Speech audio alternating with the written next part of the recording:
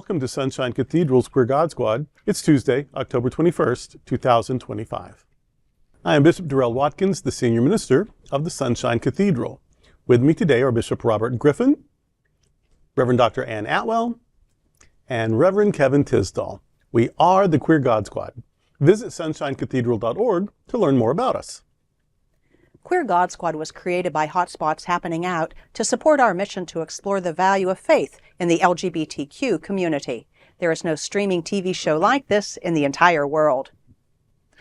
In 2025, we are celebrating the 40th anniversary of Hotspots magazine, with Queer News Tonight sharing over 11,000 stories and 11 million views so far.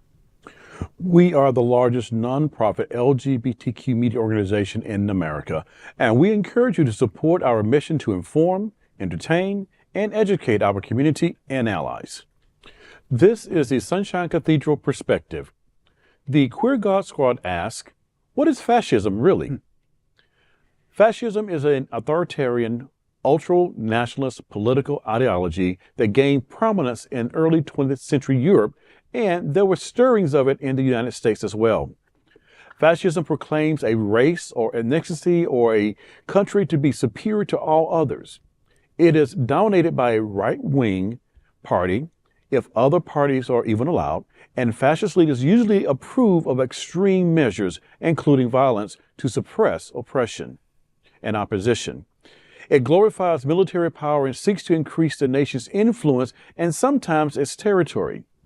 Fascist governments allows a form of capitalism with big business working with the government for economic control. The state is ultimately in charge of economic direction, and it favors the wealthy and powerful. This style of economics is called corporatism. Generally, fascist states try to suppress labor movements. The leader presents himself or herself as practically infallible, all-wise, and providentially destined to the position and entitled to the power it yields. Fascism, by definition, isn't very different from the way we are governed at the moment. We can argue whether we are quite there yet, but it is difficult to deny that we are at least on the way to the right-wing corporatist ideology, being dominant in government. Historical examples include Benito Mussolini's Italy, Adolf Hitler's Nazi Germany, and Franco's Spain. They came to power by exploiting a sense of national humiliation and economic disaster, promising a return to greatness through a strong, unified state. Bullshit. Yeah. I bleep myself. But, you know, it's one of those things that when we really do look at what fascism really is and call it out for what it is, we really see that a layer of onion is being pulled off now in America that is not only affecting us as a nation, but also affecting the world as a whole. And I think that any attempt that we can make to call out what's going on right now is our best continued chance at putting this beast back in its cage. Because it is an ugly beast. It is running rampant throughout our governments. It has decimated a lot of social services programs that are needed. There are attempts at taking over parts of government that, you know, as a kid growing up, I respected the government because of how it represented, you know, they'd have all the people, you know, you had the House, you had this house, and you had the White House, that people really came together to work for the good of the nation or even for the world. That's not where we are today. Right. We are almost there to the point of we got this one person who thinks that they are infallible, that they have been sent by God, and there's a group of evangelicals who believe that and endorse it and approve that. But that's not who we are. That is not representative of us as a nation, and certainly not representative of us as individuals. And this whole economic gain of anything is all about wealth, prosperity, and who will be left out will be those who will need the benefits the most. This does not glorify us as a nation. Fascism, we've seen what it has done historically, and I am hoping and praying that we can still maintain our integrity and ethics enough to put it back where it belongs. Right. We'll see. I've spent most of my life trying to be an optimist and trying to encourage optimism, and I'm struggling these days. I'm having a much harder time than ever before. Even when I would stray a bit, I could pretty much get back on track, you know, without too much effort. I am just barely hanging on to any optimism at all anymore because I'm so hurt. I'm so disappointed in my fellow American.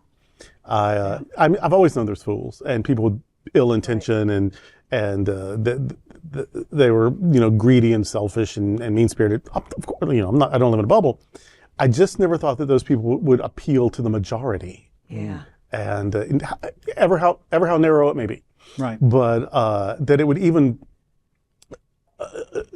appeal to a significant minority is astounding to me. And it occurs to me that it may be fascist, neo-fascist, on the way to fascist, but fascism is in this formula somewhere.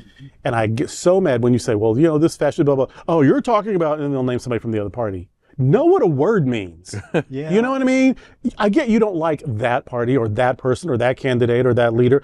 And maybe you can even tell me 3 things that you don't like about them. But just because you don't like them, don't make them fascist. Right. So I'm glad this story actually laid out what it even is. People can't tell the difference between fascism and communism and libertarianism and democratic socialism. And these are all radically different things. And the one that you think sounds bad isn't just what you call everyone you don't like. Right. But that people are so silly and so uneducated and so ill-informed is part of the danger. But they're fed this, they're groomed for this, they're trained for this. What is this war on woke? Where our own governor that talks about Florida is where woke comes to die, where the Secretary of Defense is saying woke, the military is no place for woke, blah, blah, blah.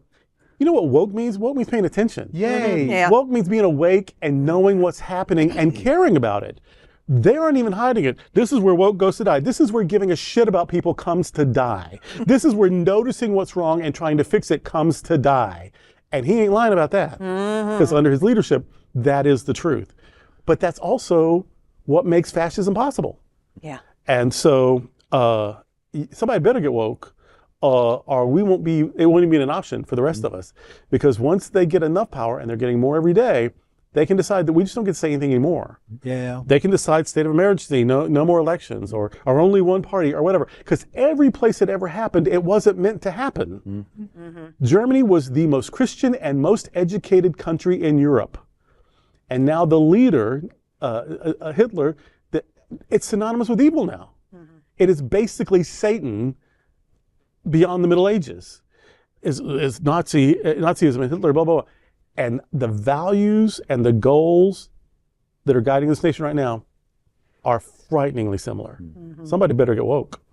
Yeah. They're talking about, where woke comes to die and promising a return to greatness.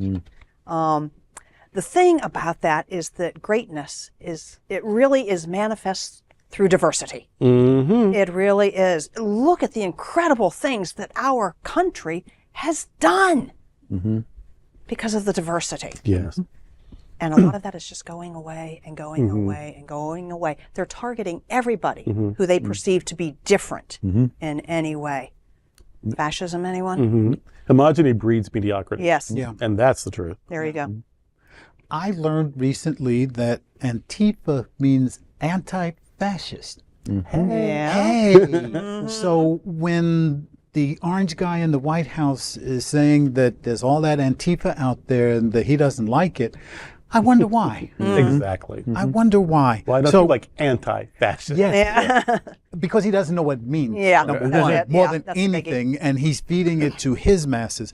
And in the story, Bishop Robert was talking about different ways of being able to see a fascist. And when you've got a guy who puts on a cap about himself and it says Trump was right about everything, that's fascism in its purest form. When Bishop Robert talked about relationships between government and industry, the U.S. has a piece of intel now, the computer people, the intel people, and one of Trump's best buddies now has control of, what's that, TikTok? No, yeah. X. No. TikTok as well. also now. Also. There's a new deal with China where China is Facebook too. divesting. Yep. And But did you know when China was in charge of the communication business, people were saying things that once America took over are now being scrubbed on TikTok and whatnot. Yeah. yeah. They had more freedom to criticize the government before the government got involved. Yeah. That's fascism. I'm telling you. So we're seeing it. I don't know how else we can tell people that Dorothy Parker was asked one time, is fascism coming to America? And this was back in the 30s. And she said, darling, and I'm going to tell you now, it's here now. It was here then. We stopped it then, Antifa, and it's back now. Let's stop it again. Yep. And that is today with the Queer God Squad. Goodbye. Before we go, I want to invite you to check out the Performing Arts series. Sunshine Cathedral Center for the Performing Arts has great acts lined up for 2025 and 2026 season. Here is the taste of what is coming up. Golden Ghouls, picture it. Halloween 2025 will be on our stage one night only, October 25th. Then, on November 7th, we welcome back Miss Coco Peru in Fuck This Shit. If this show is like our other tours de force, there will be storytelling, laughs, singing, and a moral to tie up the evening. Or maybe this one is entirely different. You'll have to come to the show to know for sure. But you already know it's going to be one of the best nights of comedy and drag artistry you will have enjoyed all year. December 7th brings Matthew Darren's annual holiday Fantasia. Always amazing, and this year it will again be co-hosted by Varla Jean Merman. And in 2026, there are already some great shows lined up, such as Selections from Pearly, a musical based on the play Pearly Victorious by Ossie Davis, on February the 7th. For more information about these shows and others, and to secure your tickets, go to sunshinecathedral.org/arts, and also be sure to check out the Cathedral Pub. Please like and share this episode on your social media and look for Sunshine Cathedral on Facebook or Instagram. You can also like our individual pages on Facebook. Remember to visit sunshinecathedral.org frequently. There you will find Bishop Talk, where Bishop Darrell and I interview queer religious leaders, activists, and scholars. Thank you for joining the Queer God Squad today. We are here daily at 3 p.m. to have some fun and to discuss what our LGBTQ community is talking about. Sunshine Cathedral is the world's leading progressive queer church. Progressive, queer, and God are words that naturally should go together. Remember that we are all in this together, and also remember, you are God's miracle and not God's mistake. Until next time, we are the Queer God Squad. Goodbye.